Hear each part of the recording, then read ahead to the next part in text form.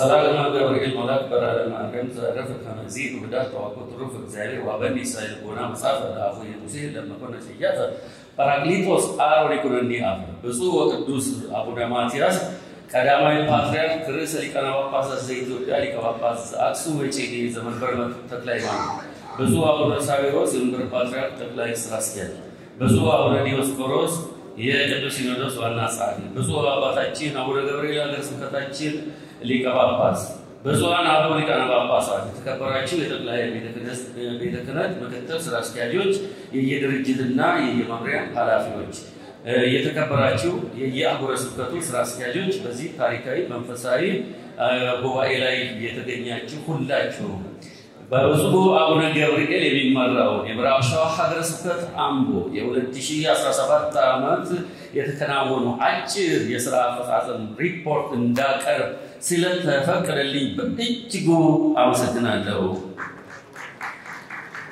የብፁዕ አባታችን አቡነ ገብርኤል ሐዋርያዊ አገልግሎትን በተመለከተ ፀሐይ የሞቀው ዓለም ያወቀው ከበዓላትና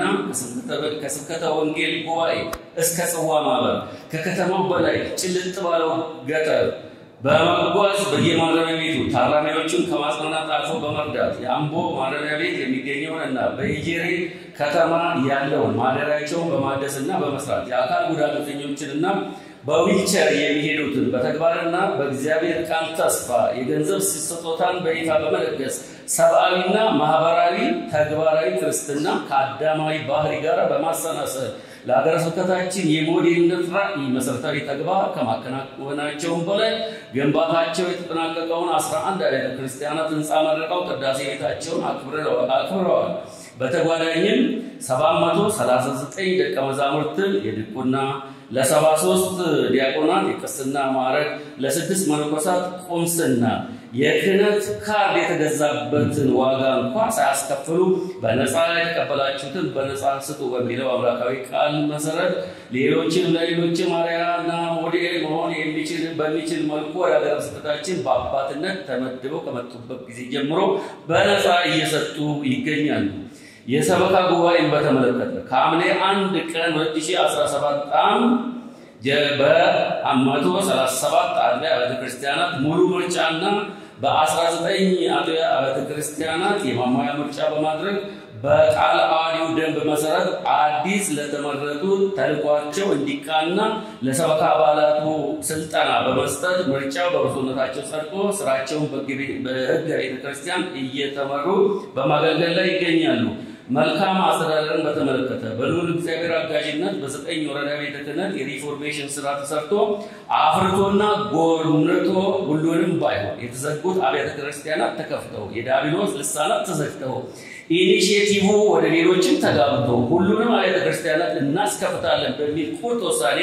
ወደ ስራ ገብተን ከበላይ መስሪያ ቤታችን የሚተላለፉትን መመሪያዎች በአግባቡ መፈጸሙ መልስ ለሚያስፈልጋቸው በወቅቱ መልስ ሰጥተን የመልካም አስተዳደር ፍሰት ሂደት ላይ የምንገኝ ሲሆን በጥምቀት በዓል ወቅት በታቦተ ሕጉ ሲያሾፉ የነበሩ 3 ግለሰቦች ለሕግ አቅርበን ልብ እስኪገዙ 4 ወር ተፈርዶባቸው በዘብጥያ እንዲያርፉ ከዩኒቨርሲቲ የትምህርት ገበታቸው በገዛ ድፍረታቸው ቅጥ ባጣው ስህተታቸው 2 ዓመት እንዲቀጡ አድርገናል። ስብከተ ወንጌልን በተመለከተ በስብከትና በጥምቀት አገልግሎት ውጤት ማንም ሄዶ መጥቶ ሊያረጋግጠው በሚችለው በበሶ ቤተሳይዳ እግዚአብሔር አብ ገዳም 11200 በፋሪሲ ቤተሳይዳ ደብረ መንክራት መድኃኔዓለም ቤተ ክርስቲያን 7500 በሸቦካ ጌቴሴማኒ ኪዳነ ምሕረት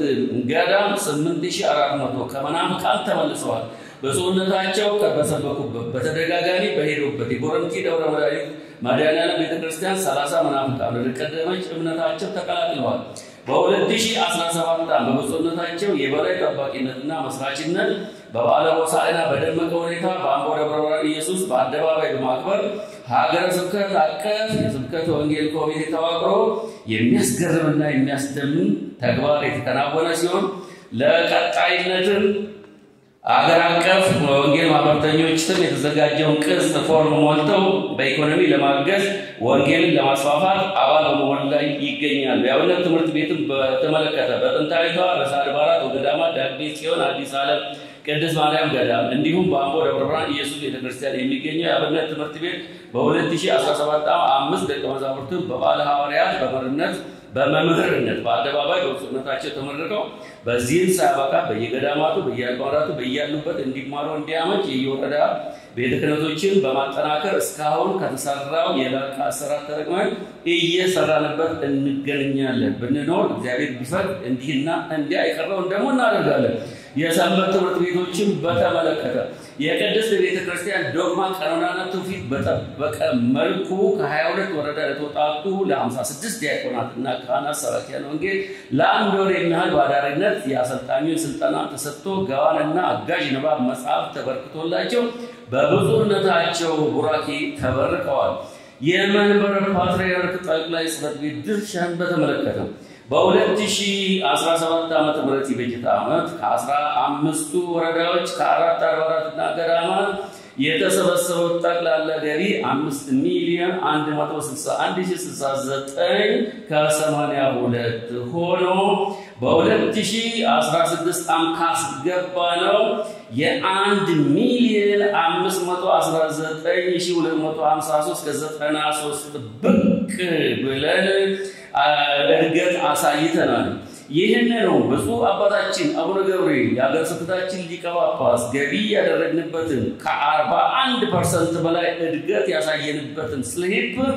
ለብፁዕ ወቅዱስ አቡነ ማትያስ እንዲሰጡልኝ በታላቅ አክብሮት እጠይቃለሁ። ነኦፍካቻ ስላሴስ ገለተጋቻ ገለቶማ ብያለሁ። ታንኪዩ ቬሪ ማች አመሰግናለሁ። በዚሁ እሸበልለዋለሁ። ወስብሐት ለእግዚአብሔር።